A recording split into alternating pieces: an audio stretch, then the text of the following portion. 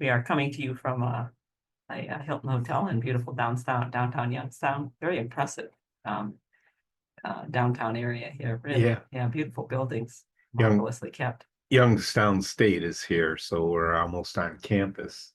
Oh, I didn't notice that. Because there was 3 parking spots in front of the place I went for us to get something. And they were reserved. And no, it was the rest of the parking was student only. Gotcha. Yeah. Gotcha. But anyway, If anybody has any questions that they're bringing in, feel free to put them in chat or to turn on your microphone by raising your hand. Raise your hand one at a time. We can say, okay, turn your microphone on. Unslash that by talk with us. And that raise your hand control is either in your participants menu that you'll have to open up, or it's in reactions. we might have to do this again at 7. It's just Sure, 2 right yep. now. Well, yeah, I always do this. Oh. You're busy feeding the dogs usually. Yeah. But the grandkids are feeding the dogs today, so we don't have to worry about that. Yeah. Remember when no, not sure if you remember when I dug up this little baby redbud that had been cut back a couple of times. Little baby redbud that seeded itself in right next to the foundation of a house. And so it was a weed. And they cut it back and it grew back, and they cut it back and it grew back. And had a main flare root there that went out, about twice as far as the tree was tall. Can't remember if we transplanted that one and kept it or not.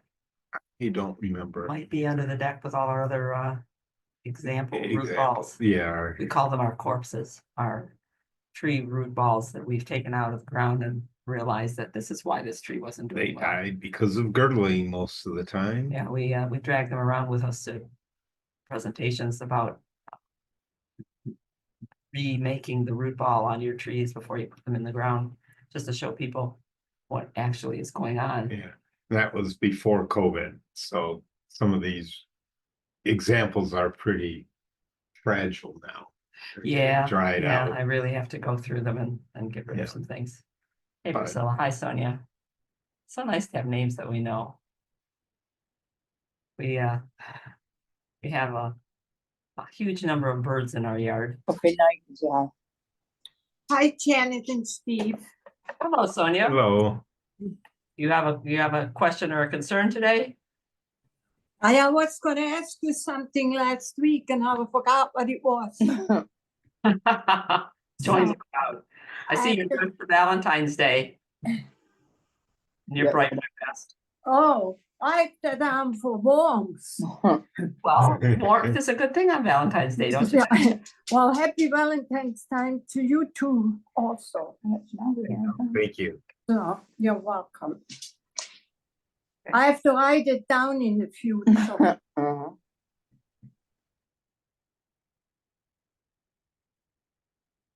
Yeah, we have a huge number of birds in our yard, and they're picking berries off of everything that they can get hold of. And I'm always amazed at how a tiny bird like that Carolina wren hammers on peanuts and eats berries that look as big as its head. They have a very powerful beak for a non-woodpecker like bird. Yeah, we were looking at hawks, since this is the time of year when hawks are hungry and visible in the bare trees, on the way down here, and reading about hawks, and reading that, which one was it? The red-shouldered hawk? No, the Cooper's hawk is sneaky. Yeah. That it's quiet. So I think that is a young red tail in our yard, and that the Cooper is the one that swoops into the bushes after dives into it will hit an opening like oops. We'll hit an opening like this and go through it to get a bird.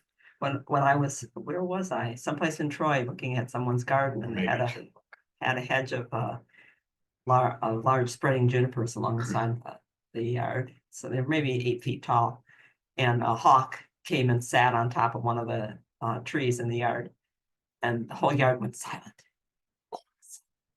And the hawk dove into the juniper, and it dove in one side of this big juniper, and out the other side came all these birds, just came screaming out of the juniper. It was, I wish that the noise might have been pretty cool alone, all those hear them taking off. Yeah. The am, little birds, I don't know if you could even hear them. You could hear the mourning doves. for oh yeah, you sure. can, sure you can. I mean, you can hear a hummingbird when it goes by your ear. Oh, that's true. But I have great respect for photographers like you who can aim and shoot and get a picture of something that someone like me doesn't even realize it's going to happen in a second. Sometimes it's a matter of luck.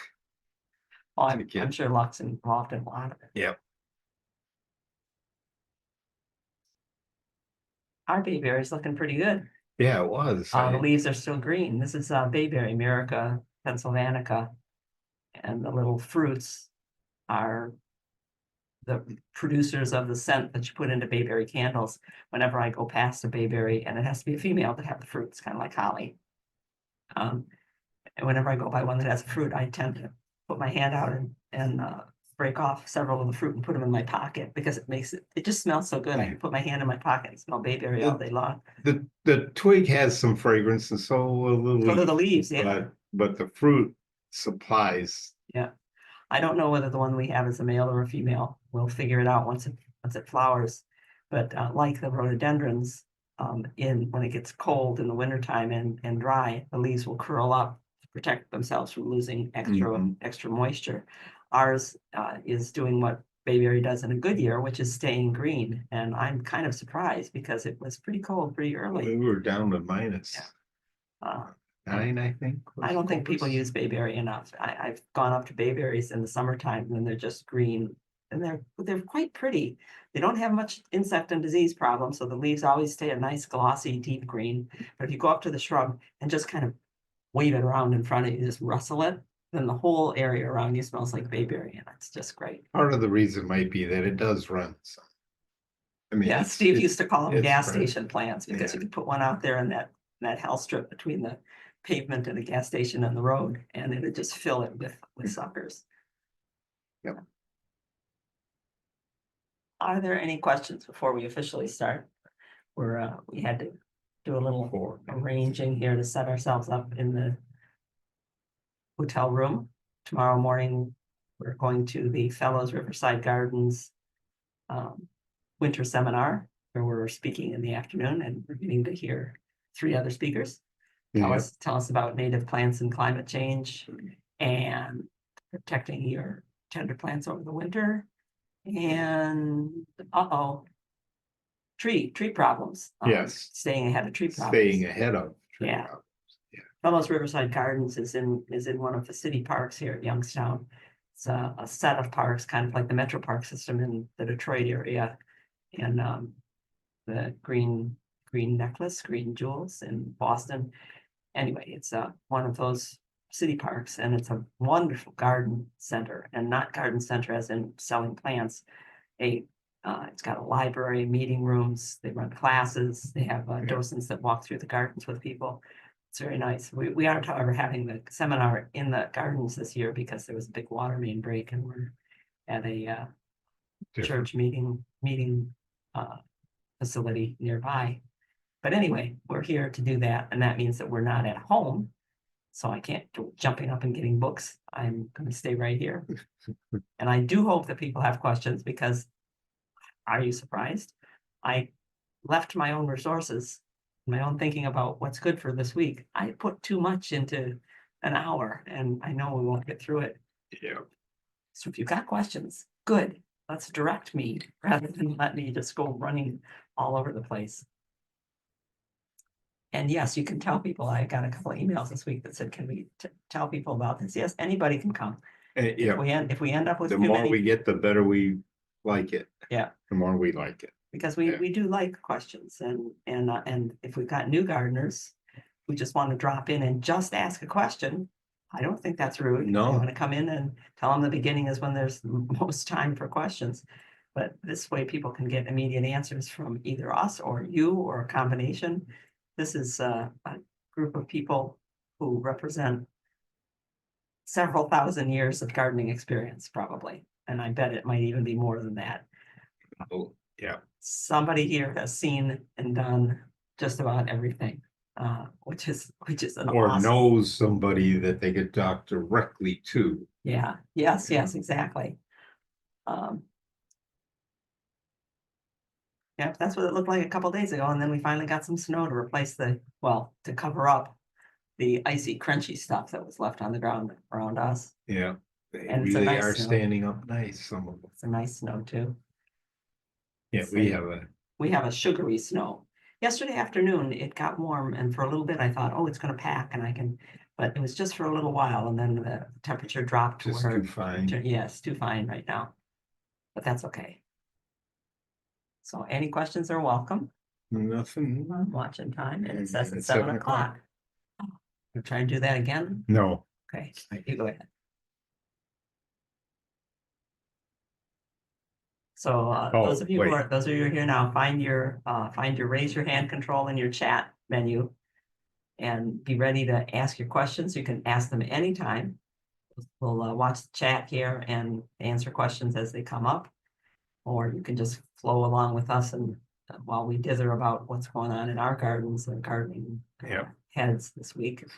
Probably in if you- reactions, right? In reactions or in our participants menu, there's a raise your hand control. And if you want to just talk rather than figure out how to type it, go right ahead. Yeah, Raise your hand and then we'll be able to say, okay, John, you're up next. Or whoever has Yep. kept their hand raised, because you popped to the top of our list, we'll be able to see your hand is raised. good evening. Welcome to Free for All Friday. This is our 31st edition on Valentine's Day. Yeah, everybody's welcome. To celebrate growing, cultivate problem solving. We're coming to you from gardenatz.org. I'm Janet, And I'm Stephen. and we are in our 41st year of gardening professionally. We're retired from working in our clients' gardens now, but we're still writing and teaching and Producing, learning and having fun working in gardens that are not clients, but friends and relatives that we've promised for decades. When we got a chance, we would help them out with Yeah. things. And we started our website, gardenatz.org, 12 years ago, or not 13 years ago, Yep. in order to put the things that we've been writing and learning in one place so that we can move on and learn new stuff. So it's there for you. There's no ads, there's no cookies, there's no requirement that you fill out forms or anything else to peruse the site. We're working on putting everything that we've written there. And there's thousands of articles there already. We'll show you some of them tonight.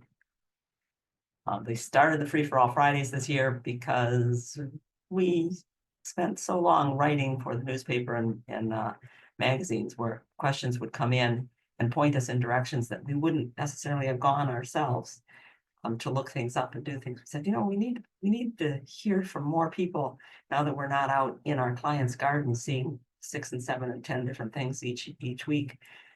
And we need a way to make sure that those people who want some help can get it firsthand, face to face, with you and us in one place. So tell people about Free for All Fridays. They just go to our homepage and click Fridays. The link is always there for the next meeting.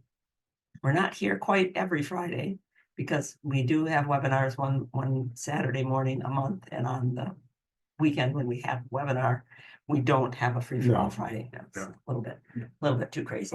We overwhelm ourselves enough already. Yeah, we're really good at doing that. I'll tell you what.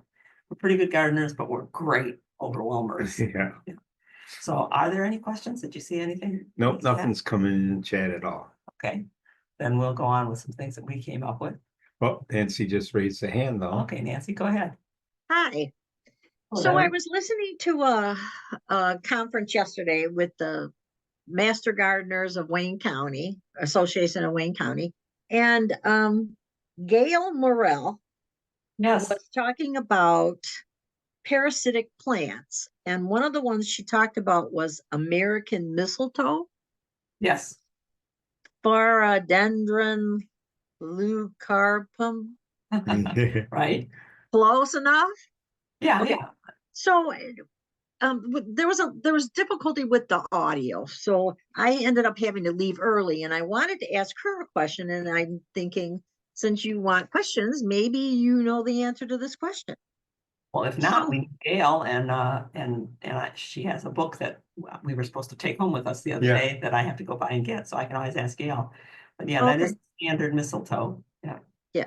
So it's parasitic, It's, Yeah. she said that, it gets on the branches of the trees because the birds eat the seeds and then sit on the branch and then of course deposit the seeds there. So Correct. she had a picture of one of the trees that these things were all over the whole tree. And my question would have been to her, so it's considered parasitic, but is it considered invasive that someone should go and cut all those off the tree and try to keep them from growing again, or is that a desirable thing? I have never heard anyone speak of mistletoe as a big problem. I mean, you do get mistletoe, especially in the southern part of the United States on some of the older oaks, they'll get quite a population of mistletoe. But it's not doing that much, it's not taking that much from a tree, and most people view it as a lucky thing or a spiritual thing to have mistletoe that they can go pluck. That one that Gail mentioned, this one with the white berries that's used as the kissing mistletoe that you hang up at Christmas time. Yeah. But I will check and see whether there's such a thing as too many mistletoes.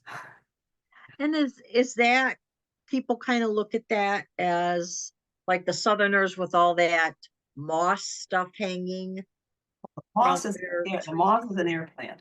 The Spanish moss that you see hanging from a lot of the live oaks down south is not attached to the plant, except as like a scarf is Support, attached. yeah. It is not rooted in the plant. It's living on the moisture in the air in the area, just like the air plants that you can buy at a nursery and sit on your windowsill and just live on your kitchen sink humidity. So those are not a problem. So that's desirable down Well, south, having all that stuff hanging off the trees. I personally think that the look is a little bit shaggy, But the Southerners, but oh, a lot of them really like it. I guess if you grew up looking at a tree that looked like that and it is a big old grandfather tree with lots of beard hanging from it, maybe that's what you expect a nice stately tree is always going to look like. For us, it's not the usual thing. So acquired taste. Looks extremely different than what we're used to looking at. So then, sometimes it takes a while to acclimate your taste to say, Yeah. but on a really big, nice oak, it sure does look good. Yeah, Martha's trees in front of her house has some nice moss on them. it's like palm trees. Yeah. There are people who Thank you. just love palm trees, and I think palm trees are silly. Yeah. I'm nurturing this thing that 30 feet up there has a tuft of leaves on it.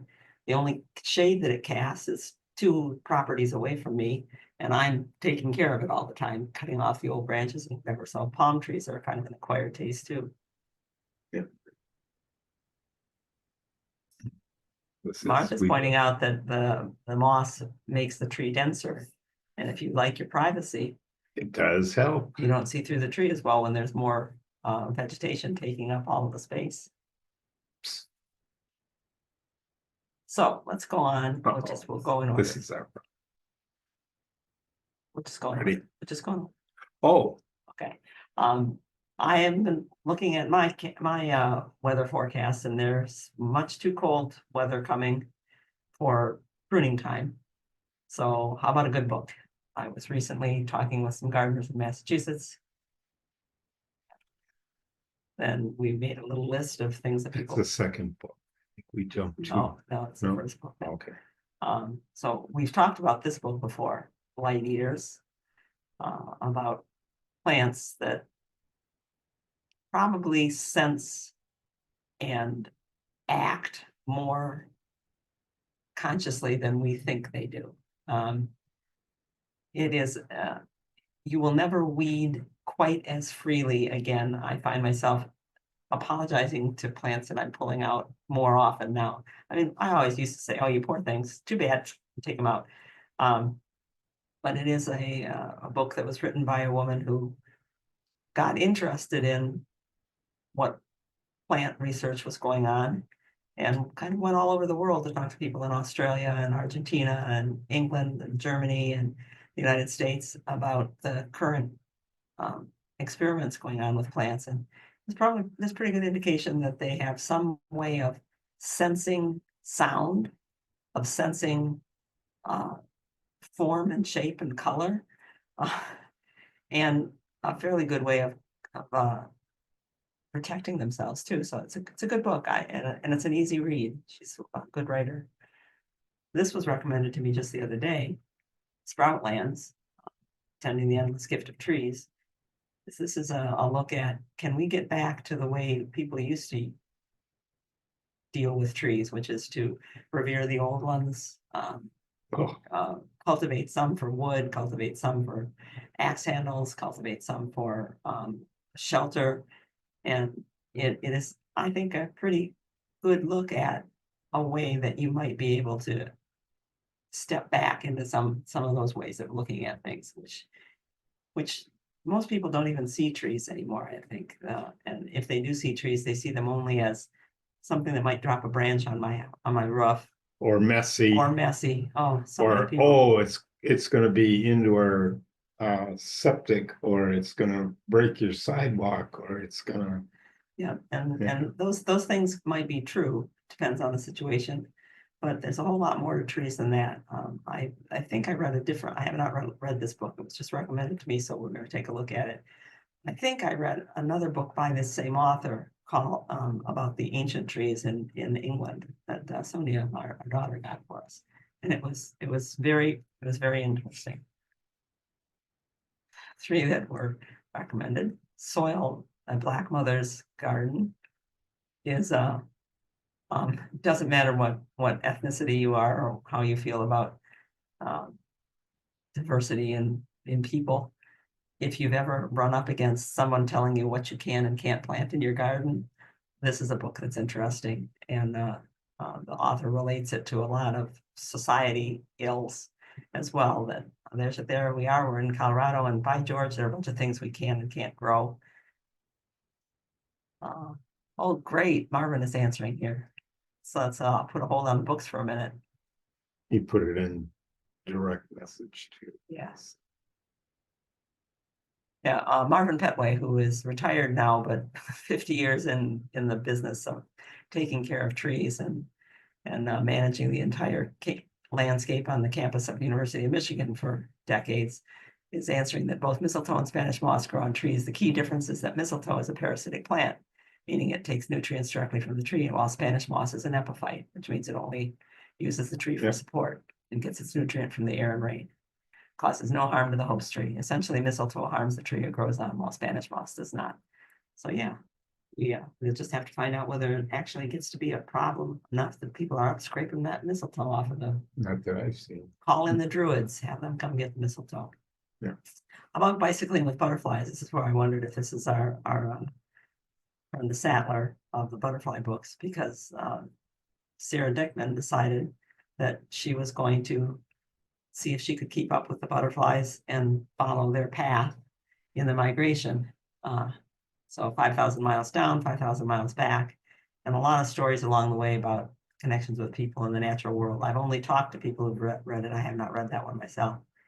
Doug Tallamy's Nature's Best Hope is another of the very excellent conservation naturalist writer, Doug Tallamy's books, to talk about what we can do to conserve wildlife, conserve nature, just in our own backyards. And I'm not sure whether this particular book includes some of the new studies, but I have read studies that have been indicating very strongly that even a small property, even a city lot with a garden on it, can indeed support butterflies and wildlife, despite the fact that they're near, say, an industrial area or whatever, that there is an increase and they are there. So if you plant it, they will come does apply.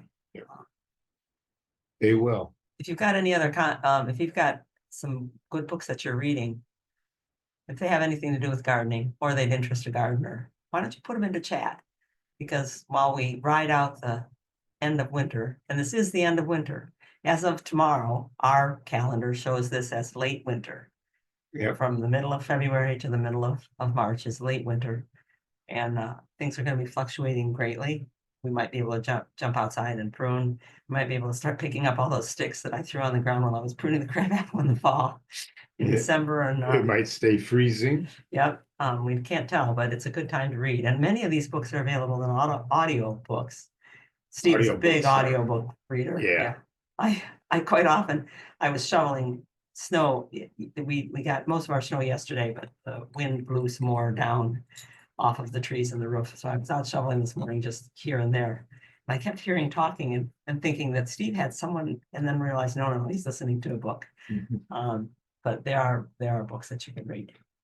And I'm not sure if Teresa's here today, but others who were here may have heard Teresa asking about whether the story of the hummingbird that pollinates a particular plant in the tropics, and that plant has adapted to making sure that its pollen, not other pollen, goes with that hummingbird.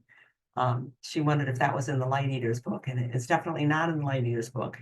I've been looking for where I found it, and I can see the picture of the hummingbird skull that they used as a prop to see if it would work this way. But the hummingbird puts its face into the flower to get the nectar, and the plant expels its own pollen with such force that it knocks the other pollen off of the bird's head to make sure my pollen makes it. I read a lot of things that sometimes this, especially toward the end of winter, may have been sitting around for a while. It might have been from a very old magazine that I got down to the bottom of a stack. And but at any rate, when I looked for that, I saw Science News. Now I do look at Science News occasionally. I'm pretty sure I had my hands on the page. I might even have ripped it. I bet I ripped it out and sent it to somebody. Okay, one of you out there in the US mail got an article from me, and it's about this. And if we want to track down where it is about that, it's there. But that was a hummingbird skull, pollen forcefully removed. I'm not sure what I wrote in, but it's amazing the things that'll come up if you go looking for them that way. Are there any questions, Steve? Carol, do you know if Sarah Dykman is from Michigan? I asked because you mentioned Brenda. I do not know. I Yeah. do not know anything about Sarah Dickman. No. We just saw Brenda on our On our list of participants, lists, and we know that Brenda. it just said Brenda, no last names. Right. We know that Brenda Sattler sometimes joins us. So. Yeah. Look at that holly. Have you ever seen a holly with that much Michigan holly with that much fruit on? You know, we call it. Only Michigan. at Longwood, they put on a show at Longwood because they Sure. know better. Yeah, you're right. It's that or you're out. We call it Michigan holly in Michigan. Yeah. It's winterberry in other places. Yeah. It's that why would you plant that in some places? There's a stretch between Grayling and what's the one to the south that's got the big hockey arena that we drive past to the west. Anyway, between Grayling and the next town west, there is a long stretch of just solid thickets of Michigan holly. It's beautiful in the wintertime and alive with birds. So many birds in there. Actually, I've seen that particular shrub with that bench at Longwood 3 different times, and this was the best fruiting of the 3 different ones at fruiting time. Did you congratulate it when you saw it? Say, No, good job today. No. Good job this year. And then, of course, the cranberry viburnum. I'm so worried about our viburnums, whether they're going to make it through this viburnum leaf beetle attack. They are devastating. So that viburnum leaf beetle does like the smooth-leaved viburnums more, and really can take care of them. Let's see, who was asking about serviceberry? Chris, I think, was asking about serviceberry this week, and we did a little talking back and forth. She was wondering which serviceberries we might recommend, and rose is a rose is a rose. Well, serviceberry is a service. Juneberry is a serviceberry, is a shad bush. There's lots of common names, and a point was made by one author that I read, might have been Kimmer, that the more common names a plant has, the more likely it is that they're a useful plant. There's a lot of people that have made names for it. And we didn't at the time we were talking about it here with some of you have pictures, so some people might not have known what a serviceberry is. This is a native tree. It's native across most of North America, all the way up into the colder parts of Canada and down to someplace in the mid-south. And there are a number of species of serviceberry. Yeah. The downy serviceberry generally seems to grow on one trunk and gets taller than the rest of them, maybe 25, sometimes 30 feet. If you've ever been in Drayton Plains Nature Center, they're alive with serviceberries in there.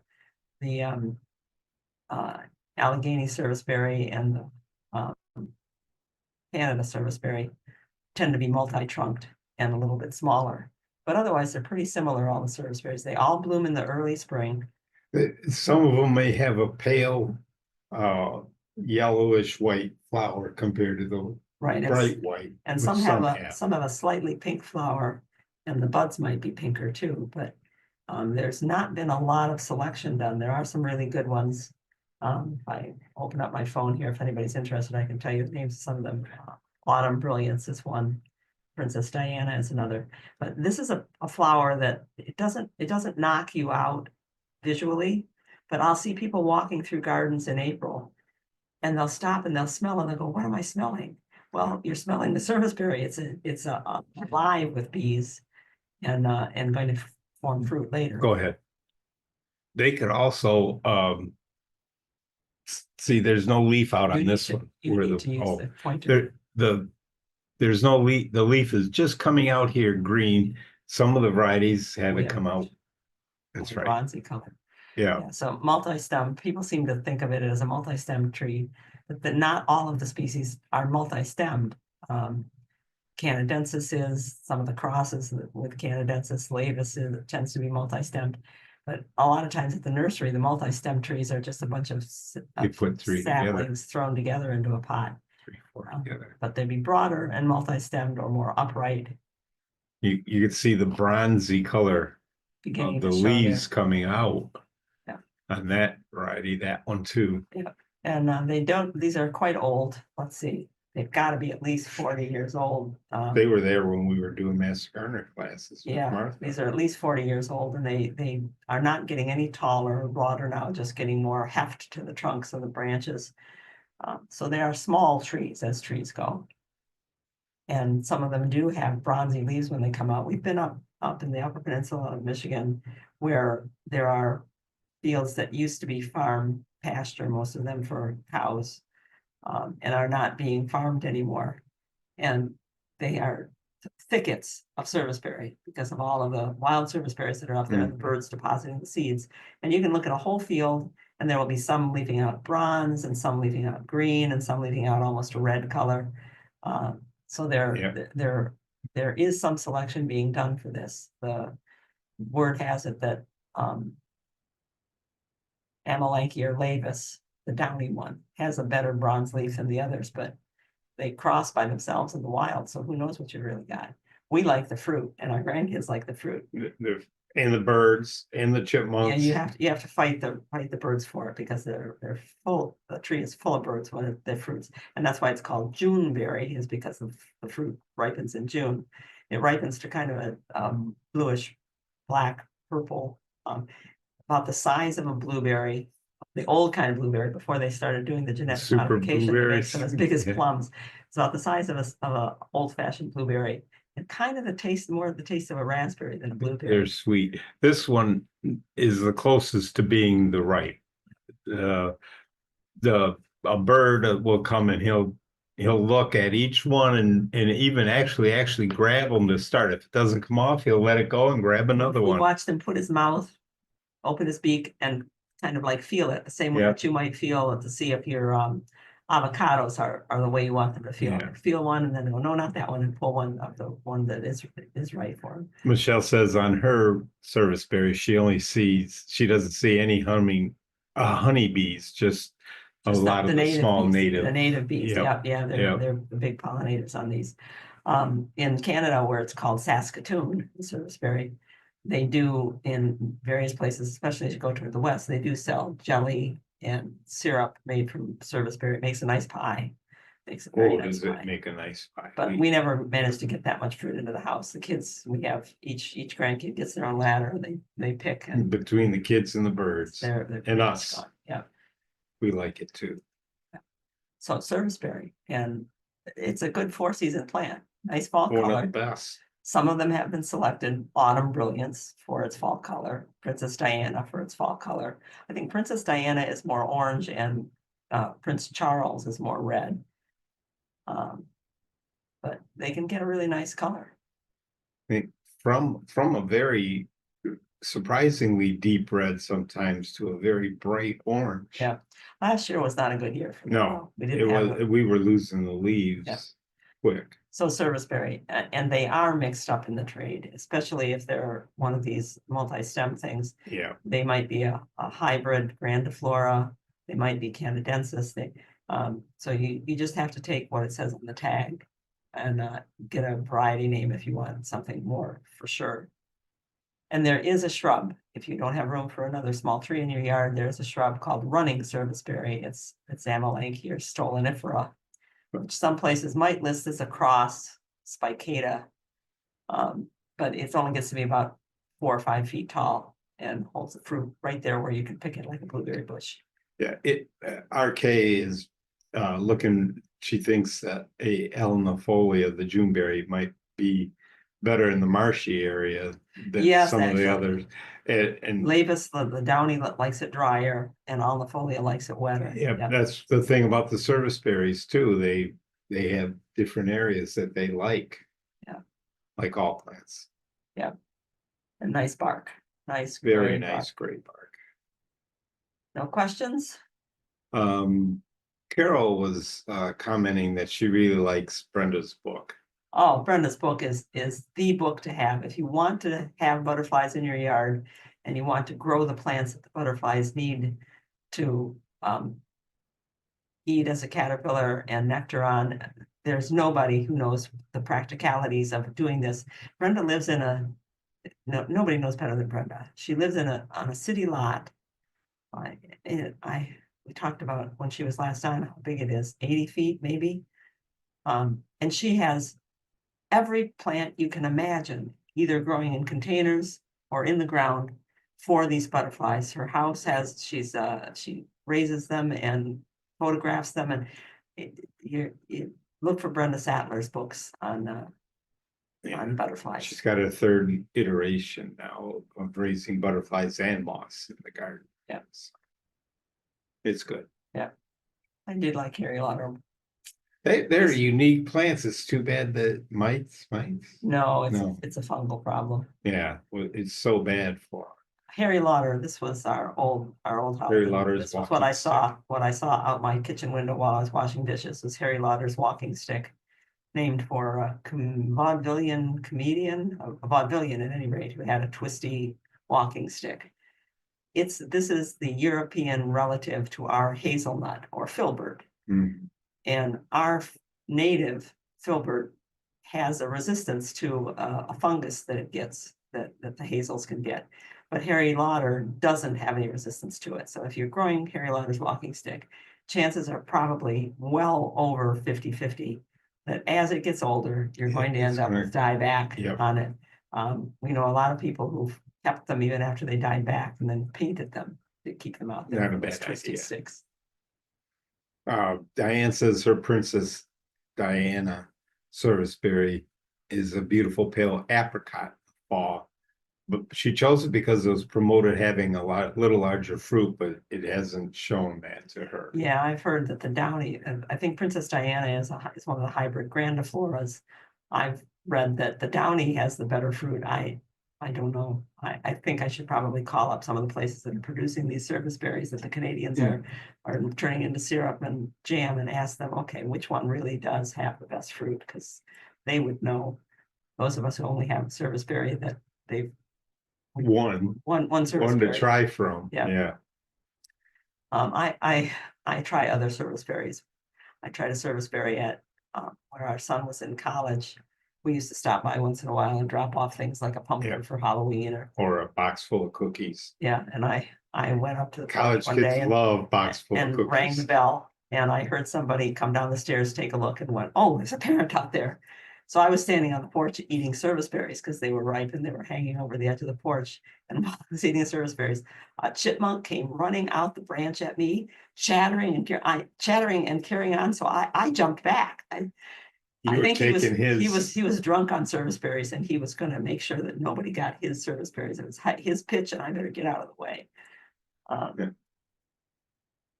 We were talking last time we were together about making cuttings and making big cuttings, and it made me remember a book called Plant Thieves, which is a good book, but it's a downer about how many trees are being taken out of woods that aren't supposed to be taken out of woods, including in the tropics. But it made me remember that book, and it made me think of John Treasure's. Treasure's Nursery is still there. John Treasure's died about 30 years ago now. He was an English horticulturalist, landscape architect, hung out with Christopher Lloyd and with Penelope Hobhouse and with all the other horticulturists. Screw.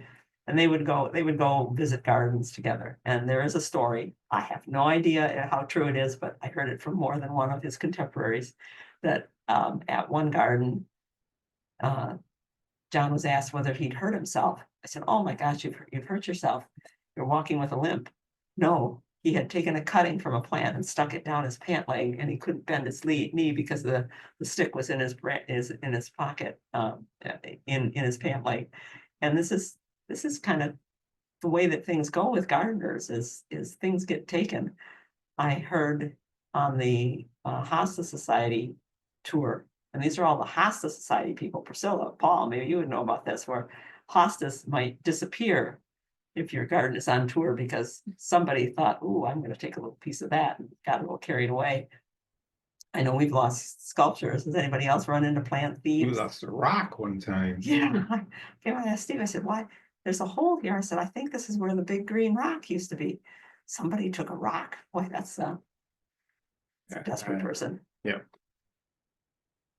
Anyway, and we were at the Royal Botanical Gardens in Hamilton, Ontario, Burlington, Hamilton, Ontario, taking a tour with our class of students. And I was asking a question about one of the beautiful amber cherries, I think, or ambermackia. Ambermacchias. I said, this is gorgeous, and I've never seen this in the trade. Any idea where I can get one? And the gardener turned and looked at me and he said, where's your knife, woman? Where's your knife? They just expect that the people in the know are taking cuttings and divisions Used of things. to. Yeah. It's not the same anymore since patented plants. Well, true, yeah. Coral bark maple, what an incredible red new twig that Japanese maple has. But as it ages and the limbs get bigger, they go to normal Sure, like color, the but the trunk tips will still, the new growth for 2-3 years will always and bright have red, that bright. especially in late But if you winter. prune it a lot, it's gonna stay like that. Yeah, it's like the willows as the sap rises and the end of winter, color gets more intense. Like the Mhm. willows that are looking Yeah. kind of orangey or yellow, right? No, let's see. Do you know any place around the area that carries Amelanchier stolifera? Stolonifera. I'm almost sure that wild type might have it. I don't know. Right. I don't know if okay, Carol is looking for Amelanchier stolonifera, the running shrub Yeah. serviceberry that I was talking about. If it's native within 50 miles of where Wild Type Nursery is in Mason, Michigan, then it would be there. But I know I ordered it online. I think I ordered it from Forest Farm when they used to be in Plymouth. Yeah, Carol says she hasn't seen it there at wild type, so Yeah, it must have been a different Amelanchier. Sorry. yeah.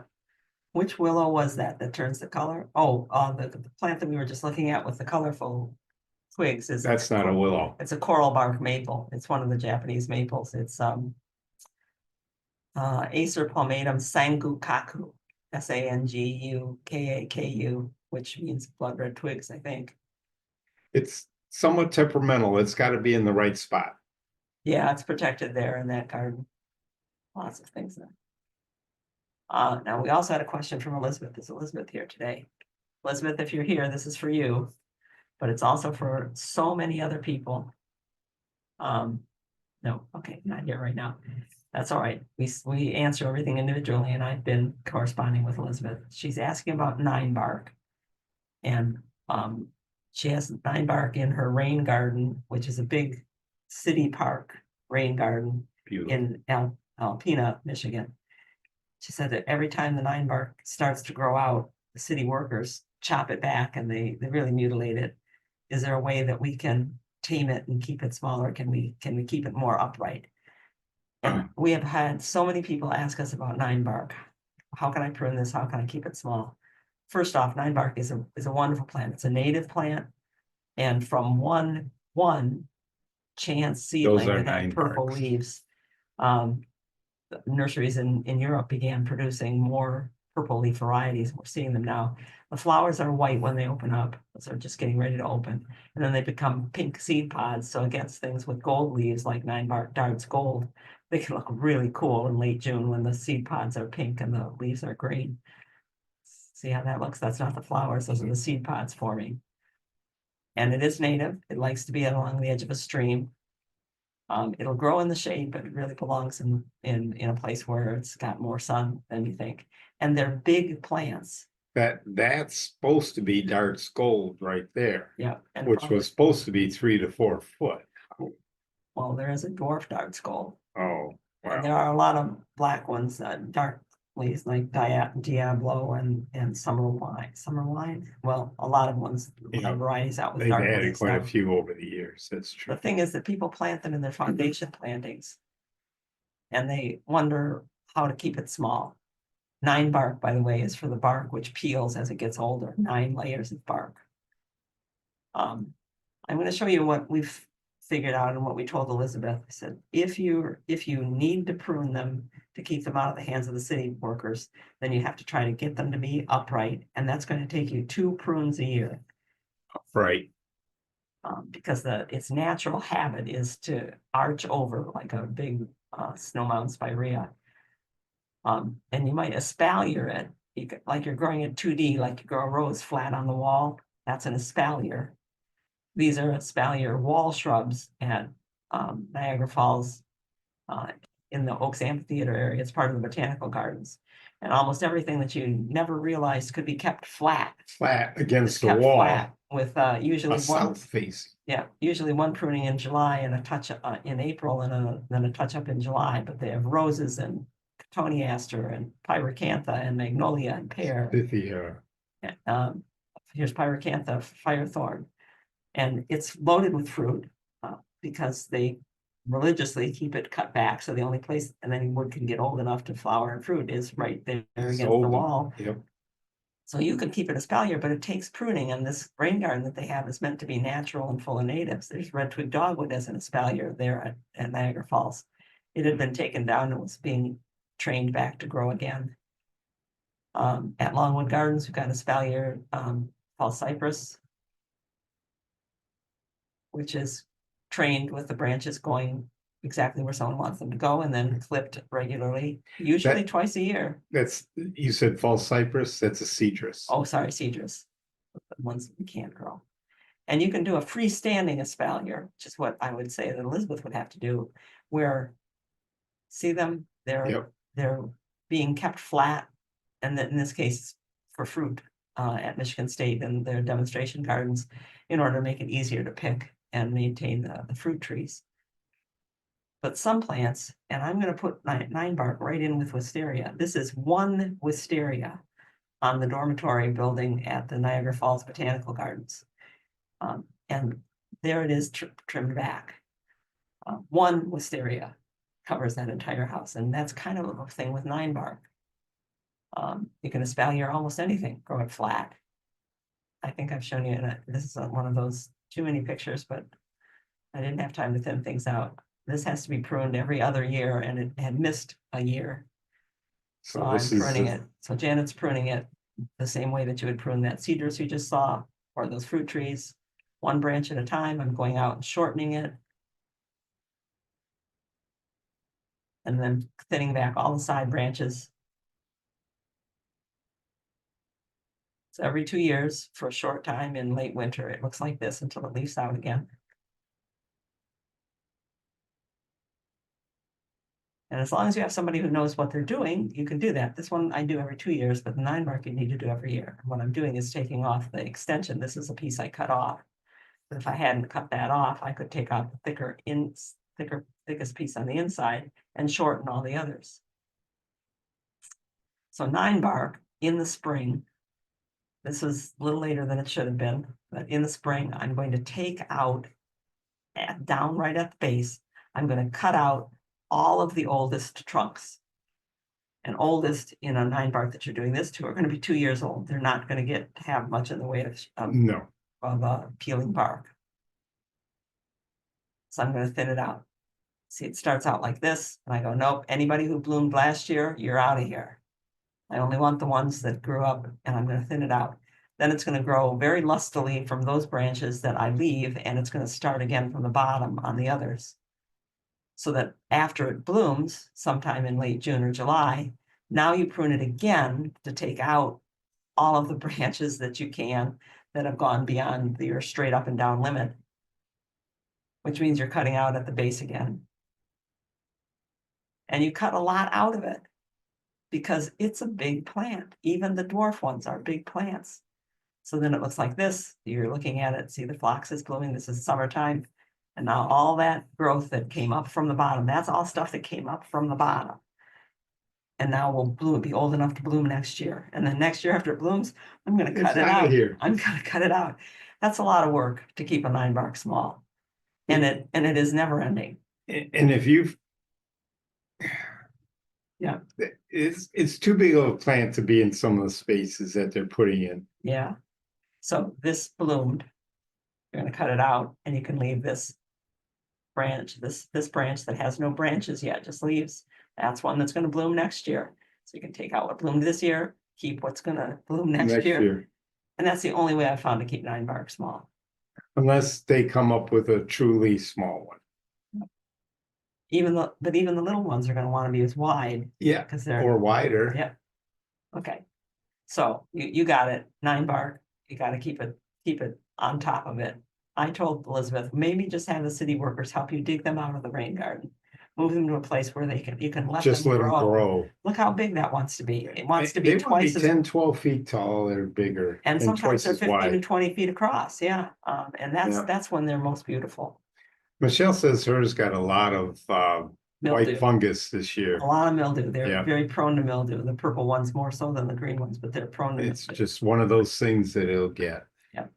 And as far as I know, I haven't heard of anybody checking for mildew resistance, although Richard Hawk said that the Chicago Botanic Garden had a 9-bark evaluation going on. Yes. So maybe we'll hear shortly in the next couple of years what they saw over a 5-year test period for which ones were least likely to have mildew on the leaves. Marvin says, great pruning technique. Thank you for encouraging us to do it. Thanks, Marvin. And that made me think about pollarding, because I think it was Michelle asked, how long can I cut back a tree, which is pollarding, cut back to main branches? Well, it's not hard, but it requires regular renewal, and it goes on forever. It will. So this is we showed you last week or a couple weeks ago, a willow tree, a dappled willow grown as a tree form that I cut back, as you see on the left, and then the next year cut back again. It's going to develop more knuckles, more fingers coming out that have to be cut back. But You can already see the difference. Yeah, just from one What's year to the going next.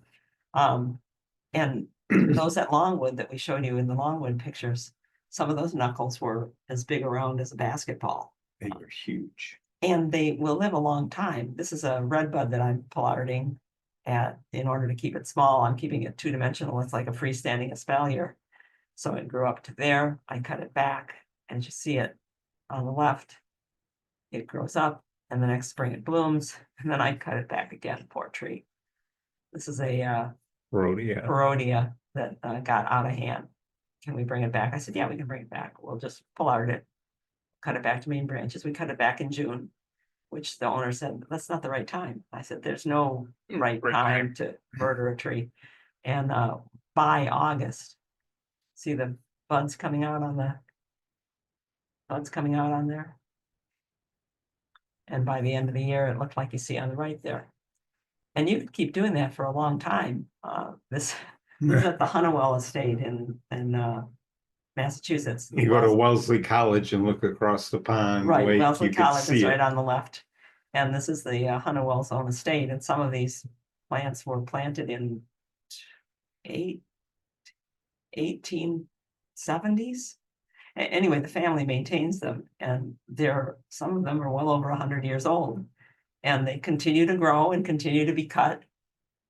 Those are, how old was Powis Castle? Is Oh it my 300 gosh, years those old? were 300-year-old ancient. yews.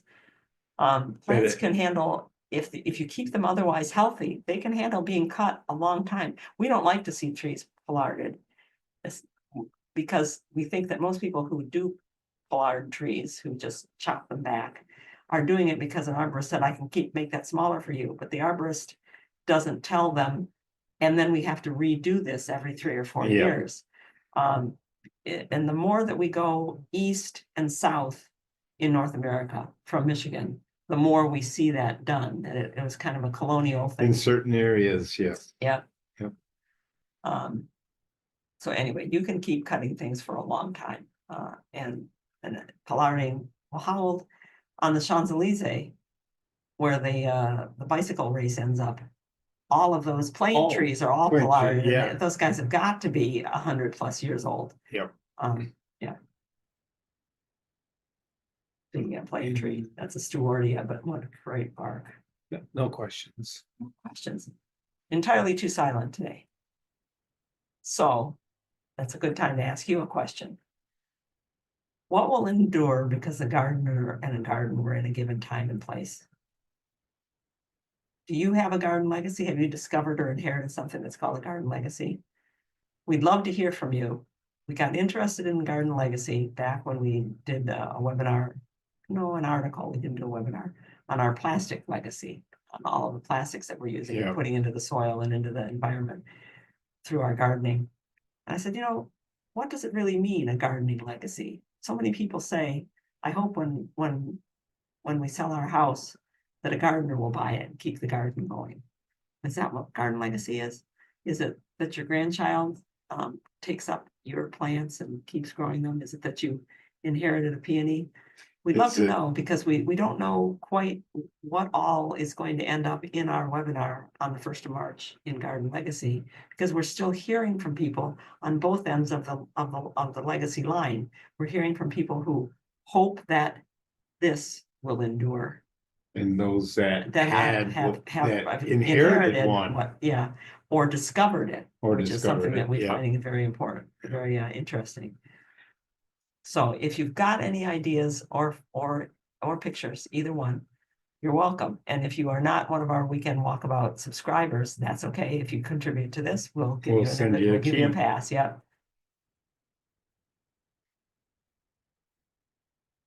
Our native Pachysandra procumbens, which is evergreen but gets fall color. Don't you love it? It's so cool. Yeah. A little slower than that Asian Pachysandra too. Talk about fruit set on those guys, huh? Yeah, crab apples with lots of fruit. Cedar waxwings can see those from space, I think. 800 feet up, cedar waxwings go, there they go, we're heading there.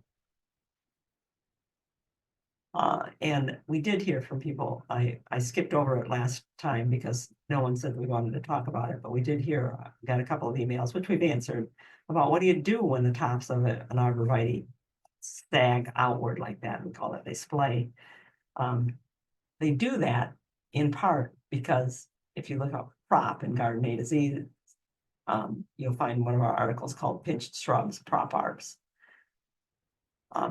In part, that happens because at the nursery where they're growing these, and they like to grow them looking very chubby because they think that all of us gardeners out here need chubby, fluffy things. So they prune them back, and rather than growing with one trunk or maybe 2 trunks, they're growing with 5 or 6 trunks, and the center of the plant does not have any light. So foliage stops growing. And there's on the inside. no weight on the inside. Right, so when the snow sits on the tree, if it had just one trunk and snow is sitting on the tree on one side, it would tip to that side and shed the snow. Then it'd be heavier on the other side, and it would tip to that side and it'd shed the snow. But when it's got all its weight on one side, it's going to keep tipping to the one side. Yep. So if they're doing that, your best bet is to cut some of those leaders out or down so that you have one leader that's going to keep going straight and be able to grow on both sides. So we prop up one trunk. In our article about propping arbors, we showed you how we chopped out an old, weedy buckthorn and used its branch as a crutch. And we literally just took out and left holes like a gap in the belly. But by June that year, this was in April, by June that year, in the background there is the one that we cut. You can't really tell that anything had happened to it. It looks so much better. They look so much better and they're gonna fare better in the wintertime. So There'd be stronger plants in the long run. there it is in June of that same year, looking pyramidal and with one leader growing up. And It takes courage to do it because you are going to reach in, and I took out those branches that splayed furthest to the side. I just went all the way back to where they came from and said, you out of here. you're out of here. Yep. Diane says, I didn't know that we have a native Pachysandra. Do we like it? Yes. Yes. And it's not invasive. No, it's native to more of the Catskills and down in the Appalachians. Yep. I don't think it's on the native list for Michigan, but it's native to North America anyway. And Michelle says, maybe it's just another gardener in the future that was influenced by you. That is the legacy. Exactly. Yep. This is what we hope people will think about it. What difference will it make someday that I gardened here and that my garden was here? What difference will it make? And it is pretty interesting when you get talking to people about it. And Michelle was the person who pointed out to me that when we looked at cutting the butterfly bush back, she said, the picture that you showed us butterfly bushes in the late winter and said, now, if you're going to cut them back, cut them all the way to the ground. And this is not far enough. No, we don't want stubs like that. It makes it hard to get in to cut the next one. So you cut it a little bit higher again. Yeah. So Michelle said, so is that cut then, that last picture? No, I was taking those pictures while we were doing the work. Yeah. And that was my picture to show, okay, we got the stubs out. Now the saw is there to show that we're going to saw right at ground level. And that's where your hand is going to hold the saw, is as far as your hand can get down. Yeah. And you're going to cut it as straight and across as you can. But no, I didn't have a picture of it cut all the way down because the pictures that I took that day were not focused, and I never know that until I look at them later. But also it would look like this. It would say, there's the butterfly bush. It's there. It's coming up right there. Right there. Here's a butterfly bush a dwarf butterfly bush in front of our son's house. And that's what it looks like afterwards. There's nothing there. Nothing. Here's one sprouting out. Actually, it sprouted a couple of times and you can see some black where the cold Frost got it. Yeah. Doesn't matter, it's just gonna keep coming. There, like that. They sprout from all over. And we've also shown you that if you want to in the fall, or even in the early spring when you're cutting it back and it looks vigorous, stick that branch in the ground. So I stuck that branch in, you can see where the stain is from being underneath the soil. I stuck it in deep enough that at least one node was below ground. And by the next summer, it was growing, and see, it's growing even, see the stain? That bud is coming from just below ground level. Yep. So you can cut right down to the ground and there's still gonna be a bud there that'll come up. And that one was growing roots, so I planted it out. They're easy cutting plants. Diane's glad that Michelle asked that because she too is confused. The cut didn't look flush. Yeah, So, yeah, I apologize. we should have clarified. Thank you. So many things we mean to say. Speaking of butterfly bush coming back, butterfly bush shorter than sedum. Angelina.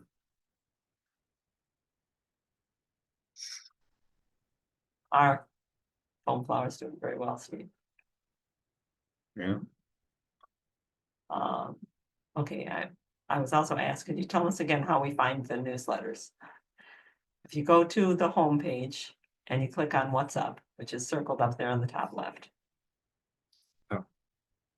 You go up here, Ah, click on What's Up, you'll get this page, which lies because we don't add news every day anymore. I'm not doing it quite that way. But if you go to the bottom of the menu, which on a phone or some of the iPads, you have to scroll all the way to the bottom of your screen to see it. There's a link for ensemble editions. That'll take you to this, which lists every edition is all listed on this page. But when you go to ensemble editions, it opens the seasons. And you can click on which season you're interested in. For Michigan, middle of February to middle of March, we call late winter. It's already early spring for places further south of us, but you click on the season that works for you, early winter, late winter, and you're going to get a page that describes what it is. Late winter comes when trees and shrubs buds swell and skunks start walking around again. Yep. And for us, it's mid-February to mid-March. And then each newsletter that we issued in that season at is that listed. particular time of the year. Yeah, is listed along with the topics that are in it. So you can just click on one of those and open it up. So if you're just wandering around and want something to read for what's going on, which is what I do sometimes when I go in to say, what did we write about that? If we wrote about that, we probably have pictures of it. Yeah. So you can find things that way. Do we I know a think- place to buy Allegheny? Sandra? The last time that we bought Allegheny Spurge, we got it at Wojo's. I think Telly's might have had it too, Yeah. but I'm not sure. Yeah, I have not planted that in the last couple of years. Shoot, probably the last 3 years since I haven't been doing this. And now I would just go and get it from someplace where we have You it. have it. You might have to mail order, you never know, but Yeah. it's a good plant in the right place, like Yeah. every plant. Leatherleaf viburnum. Someday our leatherleaf viburnum is going to look like that. It's really getting up there now. Yep, it's starting to really grow. Snow rules. I say this to myself quite frequently when I'm out shoveling snow, which I like to do. The neighbor this morning said, "You okay over there, Janet? You want any help on the driveway?" I went, no, I like to be out here. I like to be doing this. I was cleaning the road at the time. And I think there are some people who don't know, who think there's no rules. There's snow rules. There are some practicality and etiquette things. Maybe you can chime in. For instance, that the banks on the side of a walkway should slope away from the walkway, not go straight up and down, because it's just going to cascade back into the walkway or drift back into the walkway. You need to lean those things outward so that you don't have the snow get in. And sometimes those straight up and down snow blower edges drive me crazy. Yeah, they're too sharp. And it's intimidating to walk down something like that. And another of my rules is don't at the beginning of winter, don't give up space. So for instance, there's the edge of my driveway, except it's not the edge of my driveway. That little pine, it's down the way, This guy. down the way here. It's down the way here. Right there. That little guy is growing right on the edge. So see, I lost a few inches of driveway because I decided I'm going to leave him there until I dig him out of there. It's a native red pine and I want to put it someplace where it can grow on. But every inch that you give up at the beginning of the year of the snow season It becomes, costs you. and it can get smaller and smaller. So don't give up space. I was shoveling at the end of the driveway yesterday morning. I shoveled the first few inches as it came down, and then overnight we got about 4 more inches. And I shoveled my way out first to the driveway, end of the driveway, because I wanted to clear the street along the shoulder and the driveway before a plow came down and plowed us in with icy compressed blocks of snow. And as it turned out, they had plowed. It wasn't too bad, but it was deep and it was blocky. And a pickup truck with a plow on it drove past me, and I waved. And it pulled into a driveway a few houses down. I thought, oh, Zach must be having somebody plow his driveway, but it pulled right back out again and turned around and came back to me. And I said, oh, he must have something to say. And he came up to me and he plowed the end of the driveway and pushed it off to the side. And I said, thank you. I said, don't, because he backed up like he was going to hit it again. I said, no, there's stuff underneath there that I don't Like want. boulders. I'm just trying to help. He said, I understand that. I thank you, but no, I don't want you compressing snow on top of all of that stuff. Yeah. Because we've seen too much of this. This is the end of the walkway. If you look at the end of that walkway, which ends right at the tree, Oh, there it is.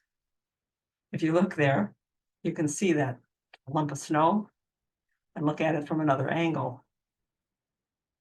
That they've been driving up with their machine and Into that pushing tree. all of that weight into the tree, breaking branches, putting weight on the trunk. Because people seem to think that trees are indestructible or something. And people with machinery like to park underneath and put stuff underneath. Don't let them do this to your plants. They get a lot of breakage like that. Or don't put your plants where that's going to happen. Yeah. Yeah, I try not to cry about what's at the edge of my road because it's the edge of the road. If they can't live at the edge of the road, then Janet, you shouldn't have planted them there. Yep. Don't. We were talking about fixing split trunks because we got a split trunk on one of our junipers now, and this was a client's Japanese maple that got too much snow on it in the wintertime, and the branch split. So I put a bolt to hold it from splitting further while it grows cambium, grows new cells, to eventually layer by layer, year by year, surround that break and be firm again. I don't have a picture. I actually do have a picture of a false cypress that I did this to, that I put the branches back Yeah. together. But when you do this, you have to understand that there's hidden hardware left in that tree, and be careful pruning later Yeah. on, because it will eventually grow over those. So the how to do it was in there. This is an amelanchier with a split on the right, but to show you what it is, and that's a pretty wide crotch to have split like that, but usually it's more narrow crotches. But this is something that you can do. Bigger trees, you know, Uh, get an arborist to work on cabling and bracing for you, or cutting out some of the things that are there, but yeah. for a little special tree like that little Japanese maple, I went underneath it and drilled through and put my bolt in there. But you'll start seeing there and you look and go, whoa, those two trunks are growing right against each other at the base. And as that tree gets bigger and They're has gonna more push branches, each other apart. yeah, farther. they are at risk of pushing each other apart. The ends of the branches on this maple, poor maple, I think that's called lion tailing, Marvin. Is that what they call it, where they keep taking off lower branches and letting it get just heavy out to the ends? There's splits. Oh, this one Yeah. especially. Yeah, splits ready, waiting to happen there. You'll start seeing it and being ahead of it. And while I was in there looking for where did we brace that Japanese maple, that same issue had about the natural form of a plant and pruning around it, like the 9 bark. Or what we called grow back or go away. Just Mhm. cut it. Just cut it. Cut it. Look at the new sprouts coming on that yew. If it's healthy, it comes back. And there's an article there about identifying plants in the wintertime from their buds. There's one about nice small trees. There's short bits about things like it's time to, once those houseplants begin growing again, now you can put fertilizer on them again. And our famous go over and get the snow off of Phyllis's yew. This is a yew. This is a Hicks, not a Hicks yew. What do they call it? Pyramidal yew. Pyramidal. Yep. Allowed to grow. Most people keep them cut as a foundation plant, and here it is grown, almost 50 years old. Isn't it a beautiful tree? Isn't it a Beautiful. gorgeous tree? Great bark. And Great shape. And if that snow is heavy, wet snow and then gets ice on it, it could drag down and break some branches. Yews are pretty flexible, but it could still break some branches.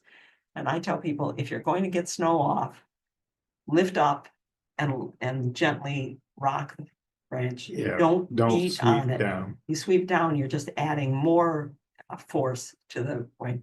And do be prepared then that you're going to get snow in your face when you do that underneath a tree like that. For sure. Yeah, don't beat down on a branch full of snow. And have fun out there. This is Our old house. our old house and some of our snow sculptures that were there. It's just food coloring that we use to color them. Yeah, works well. That's me, the gardener. Spade, pot, garden hat, and the gloves. That's me as a kid and my dad pushing me in the wheelbarrow. I never miss the chance to tell a young person with a kid, put your kid in In that the wheelbarrow. wheelbarrow. I know Chris came out to see what we were doing in the garden. I said, you better take a wheelbarrow full of that mulch and put your Yeah. kid in it, because you'll remember it your whole life when you go through, you get pushed in a wheelbarrow. And doesn't it look like it's going down the path? I mean, it does. And way down at the end, there's Steve, Hi. waving everybody hi. This is fun stuff to do and people notice it. So enjoy your garden as much as you can all year long. That's why we have them. I hope our hemlock makes it. We had to That cut one's some, about 3 times the size now. we had to, yeah, it is. It's a gorgeous plant. We had to cut so much root off of our hemlock that it's gonna take a while to recover, but it's getting there. So if you've got any questions, then you can send us an email anytime. Yep. Our phone number is on the website. You can, we're not gonna just broadcast it here and have this on YouTube. But our phone number is there and you can text us. People send me pictures all the time. Thank you. Molly, for that picture of the ant. We'll use that next week. No, it's not a real fox. No, it's one of the things our kids picked out at the garden center. That's a real young mugo pine. White. White pine, dwarf white pine. Yeah, Yeah, sorry. yeah. Okay, so that's about all we can do today. That's it for this Free for All Friday. Thank you Remember to all. to contribute if you've got a garden legacy vision or a thought. We'd love to see it and add it up. Hope your Valentine's Day is warm and wonderful. The next time we're due Free for All Friday, it'll be next Friday, the 21st. Yeah, we will see you then and take care of yourselves. We are Hopefully the snow won't be too bad tomorrow. finishing up our schedule for the weekend walkabout webinar. Marvin, we're gonna give you a call. To get everybody out of the schedule. Thanks for bearing with us. We'll Yep. see you next week. All right. Ta-ta for now.